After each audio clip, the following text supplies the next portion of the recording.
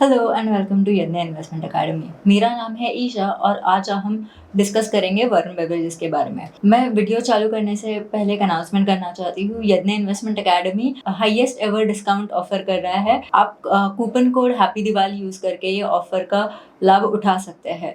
सो चलिए हम वीडियो की तरफ चलते हैं। वरुण बेवरेजेस जैसे कि हम जानते हैं कि एक की ग्लोबल बेवरेज प्लेयर है इंडस्ट्री में और इसकी ये सेकंड लार्जेस्ट फ्रेंचाइजी है पेप्सिको का outside of the US. And इनके 10 कंट्रीज में ऑपरेशंस है एंड इनके 4 एडिशनल कंट्रीज में डिस्ट्रीब्यूशन राइट्स है। तो हम देखते हैं कि पेप्सिको के कौन से ब्रांड्स हैं जो वरुण बेवरेजेस के अंडर आते हैं।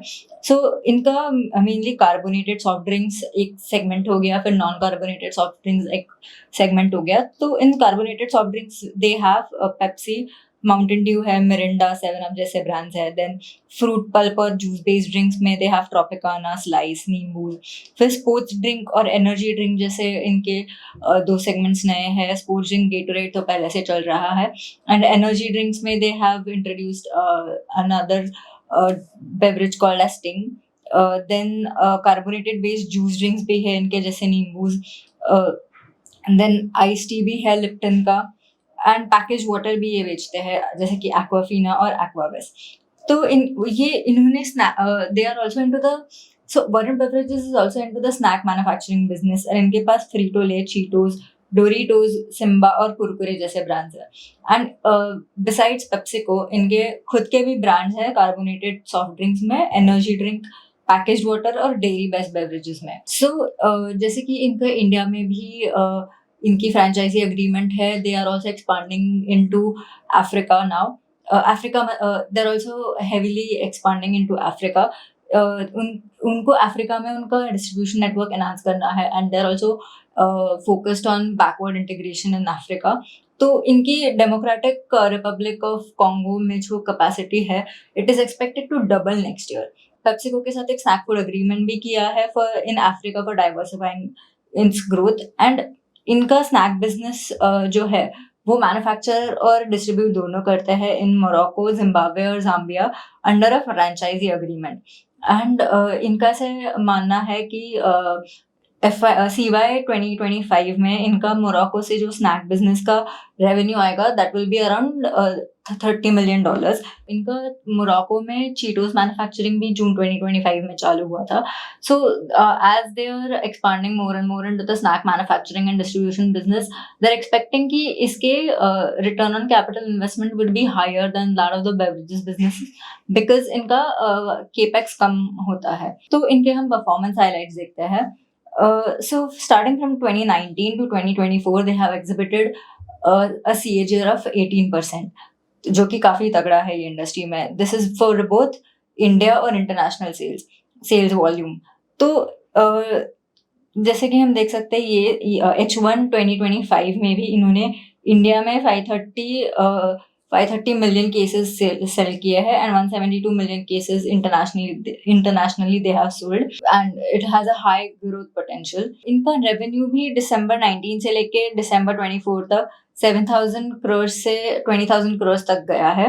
एंड इनके एबिटा मार्जिन भी 21% जो थे दिसंबर 19 में, वो अभी H1 25 में 26% हुए, which they have expanded a lot over these years and the management is expecting कि यही margins sustain होंगे and आगे जाके बढ़ भी सकते हैं। तो अभी जैसे कि वरुण बेवरेजेस रिसेंटली उसके 52 वीक हाई से 30% करेक्ट हो चुका है, जो एक काफ़ी सब्सटैंशियल करेक्शन है।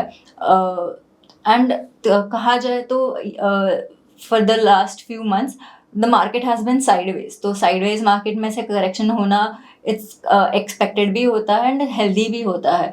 तो अगर जैसे कि if the company is fundamentally strong तो आगे बुल रन होगा अगर मार्केट का, तो companies like this can benefit. तो हम जानने की कोशिश करेंगे कि ये प्राइस करेक्शन के रीजंस क्या थे मेन। तो मेन 4 रीजंस में से पहला एक है अनसीजनल या फिर हैवी रेनफॉल। तो जैसे कि इंडिया में ये साल मानसून काफ़ी अर्ली आया, तो जैसे कि इनके मेन सेगमेंट्स है कार्बोनेटेड सॉफ्ट ड्रिंक्स। तो गर्मी में नॉर्मली लोग ये कंज्यूम करते हैं, तो अगर बारिश ही जल्दी आ गई तो people will not purchase these carbonated drinks. तो यही मेन एक रीज़न था, क्योंकि जो कि 3% ड्रॉप इनके कंसोलिडेटेड सेल्स वॉल्यूम में और 7% डिक्लाइन लाया इनके इंडिया वॉल्यूम्स में Q2 CY 2025। एंड दूसरा कारण भी यही है कि हैवी रेन्स हुए एंड जैसे कि हम देख रहे हैं अभी तक बारिशें चल रही है आते जाते, so this is a huge reason why the beverages have decline in volume growth.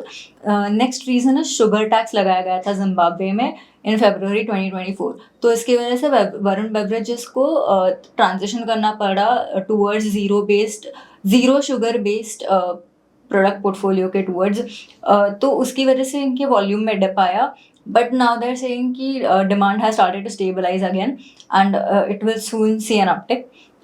Next reason is increased competition. तो जैसे कि Coca Cola is a big competitor to PepsiCo and recently 2022 में रिलायंस ने कैंपा कोला का भी एक्विजिशन किया था। सो इसके अलावा भी देर आर लोकल प्लेयर्स जो इन कंपनीज को कंपटीशन दे सकते हैं। तो हम जानते हैं कि मैनेजमेंट गाइडेंस क्या देती है कि what are their expectations and what are their expansion plans आगे जाके। सो मैनेजमेंट ने ये अफर्म किया है कि इनकी double digit annual volume growth होगी ही। ये month on month weather patterns के हिसाब से प्लानिंग नहीं करते हैं, ये दे प्लान ईयरली बेसिस पे या फिर दे plan for longer term Horizons, their new product launches या फिर there capacity expansions. They don't really pay attention to month on month variations क्या है, क्योंकि फ्लक्चुएट होते ही रहता है। एंड दे ऑल्सो बिलीव कि ये बेवरेजेस का मार्केट, नॉन अल्कोहलिक बेवरेजेस का मार्केट काफ़ी अंडर पेनिट्रेटेड है। So they Varun beverages reaches around 4 million out of the 12 million FMCG outlets present in India. तो फिर काफ़ी हेडरूम है ग्रोथ के लिए इसमें। They have more outlets to reach and capture. And जैसे कि ये अफ्रीकन कंट्रीज में भी इनका बिजनेस बढ़ा रहा है, तो they are also expecting to see double digit growth in those countries. Then मैंने जैसे कहा कि दे आर एक्सपेक्टिंग कि ये करंट हायर मार्जिन्स को सस्टेन कर सकते हैं एंड इंटरनेशनल मार्जिन्स भी ज़्यादा इंटरनेशनल मार्जिन्स भी एक्सपांड हो गए as and when their backward integration gets completed. तो इनका कैलेंडर ईयर 2025 का प्रोजेक्टेड केपेक्स था 3100 crores, जिसमें से 2000 करोड़ इन्होंने ग्रीन फील्ड एक्सपांशन के लिए लगाया था, नए नए फैसिलिटीज़ बनाने में लगाए थे। बैलेंस केपेक्स जो है इन्होंने इंटरनेशनल स्नैक्स मैन्युफैक्चरिंग फैसिलिटीज़ और ब्राउन फील्ड एक्सपांशन में यूटिलाइज किया।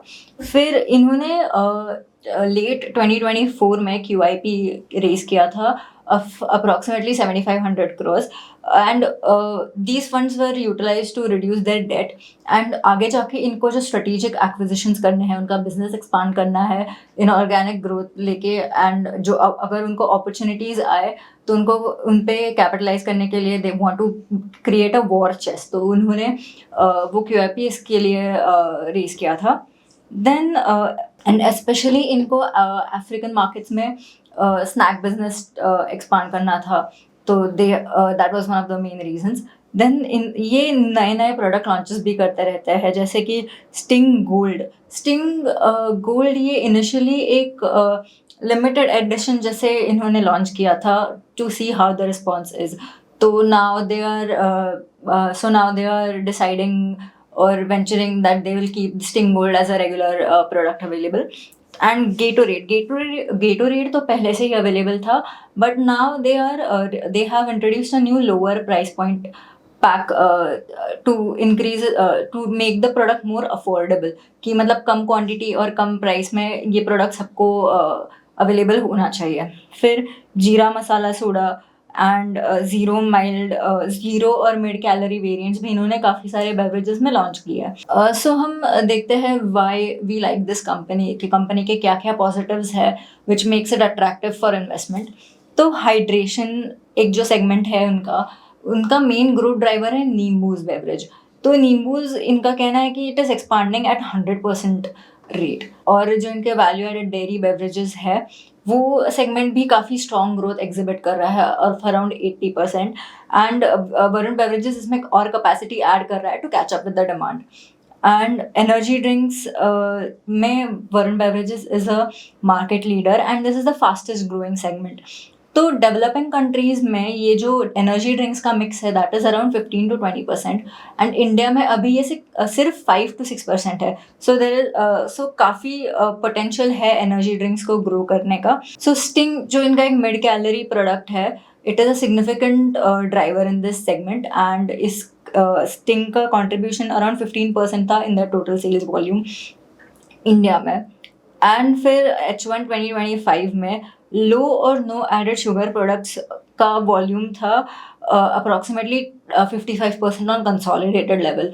इससे हमें क्या पता चलता है कि more and more consumers are moving towards healthier options, मतलब उनको जैसे कि शुगर लेस कंज्यूम करना है, so they are moving from sugar heavy beverages to zero sugar या फिर मिड या लो शुगर प्रोडक्ट्स की तरफ वो मूव हो रहे हैं। एंड वरुण बेवरेजेस का portfolio is also evolving slowly towards these consumer preferences, and इनका काफ़ी कमिटमेंट भी है towards making it work. Then CRISIL ने रिसेंटली VBL का लॉन्ग टर्म क्रेडिट अपग्रेड किया था to AAA stable, which is a very good sign to show that they are operationally efficient, and they can like to show that they're operationally robust. फिर इनके backward integration facilities इन्होंने चालू की है for pet chips, प्रीफॉर्म्स और caps के लिए, and this is operational across 17 plants. इससे क्या होता है कि इनकी एक्सटर्नल सप्लायर्स पे जो है वो डिपेंडेंसी कम हो जाती है, एंड इनके कॉस्ट भी ऑप्टिमाइज हो जाते हैं। एंड अभी VBL ने इनकी प्रोडक्शन कैपेसिटी जो है वो 2022 से 2024 तक अप्रॉक्सीमेटली 45% से बढ़ाई है, and in 2025 also it is expected to grow around it's expected to add around 25% to its total production capacity. So next is कि VBL is strengthening their go-to-market strategy. तो ये go-to-market strategy का मतलब ऐसे है कि इट्स बेसिकली प्लानिंग कि हम एक प्रोडक्ट लॉन्च कैसे करेंगे so that it will be successful. तो VBL is adding 3 lakh to 4 lakh retail outlets every year, and वो उनका वीजी कूलर्स का प्लेसमेंट्स भी बढ़ा रहे हैं। तो मतलब अगर सब छोटे छोटे शॉप्स पे या सब छोटे छोटे दुकानों पे अगर फ्रिज का प्लेसमेंट होगा तो they can place their products there, तो फिर विजिबिलिटी भी बढ़ती है, सप्लाई भी शॉर्टेज नहीं होता कि मतलब अगर कस्टमर को चाहिए बट फ्रिज ही नहीं है तो रूम टेम्परेचर पे अगर पेप्सी मिलेगा तो people will normally not prefer to have that, क्योंकि हम कार्बोनेटेड ड्रिंक्स गर्मी के वेदर में प्रेफर करते हैं। तो अगर ठंडा पेप्सी है तो कोई भी लेना चाहेगा, सो वो काफ़ी फ्रिज के प्लेसमेंट्स बढ़ाने में इन्वेस्ट कर रहे हैं ताकि इम्पल्स परचेज में कोई खरीद लेगा आसानी से, किधर भी अवेलेबल हो। तो जैसे कि हमने डिस्कस किया कि ये अफ्रीका में भी इनका एक्सपांशन कर रहे हैं to diversify, so they see Africa as the next horizon for growth over the next 20 years. सो अफ्रीका के साउथ अफ्रीका के वॉल्यूम्स भी 16% से बढ़े इन Q2 CY 2025, एंड इनका ऐसे मानना है कि वो और भी बढ़ेंगे आते सालों में। सो इन्होंने जो नया स्नैक बिजनेस का वेंचर चालू किया है, so it offers a high potential, जैसे कि हमने डिस्कस किया कि इनके ROCs बेटर हो सकते हैं, एंड क्योंकि इनका कैपिटल रिक्वायरमेंट ये कम है स्नैक बिजनेसेस में as compare to the beverages business. तो जानते हैं कि VBL थ्राइविंग कंपटीशन में सर्वाइव कर सकता है या नहीं। सो Indian non alcoholic beverages market is around $15 billion USD in FY24, and ये FY23 तक 7-8% के CAGR से बढ़ेगा ऐसा एस्टिमेट है। इंडिया का per capita consumption of non alcoholic beverages is lesser than countries like US, Mexico और UK, क्योंकि वहाँ पे ट्रेंड ही है to consume more non alcoholic beverages. वहाँ पे डेली बेसिस पे भी लोग नॉर्मली कंज्यूम करते हैं more than what we see in India, and these patterns may shift, are seen to shift recently, and इसका मीनिंग यही है कि काफ़ी ग्रोथ पोटेंशियल है इसमें कि इंडिया का हम पर कैपिटा कंजम्पशन बढ़ा सकते हैं, बढ़ने का बहुत स्कोप है। सो ये जो नॉन अल्कोहलिक बेवरेजेस का सेगमेंट है that is highly comparative, and यहाँ पे new categories keep coming up every few months और एवरी ईयर। मतलब जैसे कि कार्बोनेटेड सॉफ्ट ड्रिंक्स एक सेगमेंट हो गया, फिर डेयरी बेवरेजेस एक सेगमेंट हो गया, एनर्जी ड्रिंक्स है, स्पोर्ट ड्रिंक्स है, वैसे वैसे नए नए कैटेगरीज आते ही रहेंगे। And affordability is a big concern, क्योंकि इंडिया एक प्राइस सेंसिटिव मार्केट है, तो कंपनीज को उनके प्रोडक्ट्स ऐसे प्राइस करने पड़ेंगे जो कि लोगों को बहुत अट्रैक्टिव लगेगा as compare to their competitors. तो इसमें प्राइस, ये इंडस्ट्री में price wars are very common. And अभी Coca Cola is also planning to make an IPO, raising approximately $1 billion of funds उनके Indian bottling arm Hindustan Coca Cola beverages के लिए। जैसे कि हम जानते हैं कि कोको कोला और पेप्सिको की एक ऐसे डुओपोली बन गई है इंडियन मार्केट में। एंड रिसेंटली जैसे रिलायंस ने कैंपा कोला का अक्वायर किया, and Reliance being such a huge conglomerate, it has the capability to give both these companies tremendous competition. Campa cola एक काफ़ी पॉपुलर बेवरेज था 1970s में, and they have relaunch the beverage with new variants also. So वो ऐसे it creates a nostalgic element कि जो 1970s में famous था ना, रिलायंस रीलॉन्च्ड इट, तो ऐसा नॉस्टैल्जिया क्रिएट होता है। And it has shown good response also since they acquired and launched Campa Cola again. Reliance is also strategizing to make Campa Cola affordable, like PepsiCo और Coca-Cola जैसे mini versions, या फिर छोटे छोटे packets, छोटे छोटे वॉल्यूम्स में बेचते हैं लोगों को। तो VBL अभी अप्रॉक्सीमेटली 4 million FMCG आउटलेट्स में अवेलेबल है, whereas कैंपा कोला का outlet reach is only around 2500 Reliance stores and 5 lakh kirana stores में ही कैंपा कोला भी अवेलेबल है। तो काफ़ी गैप है इन दोनों के डिस्ट्रीब्यूशन और अवेलेबिलिटी में।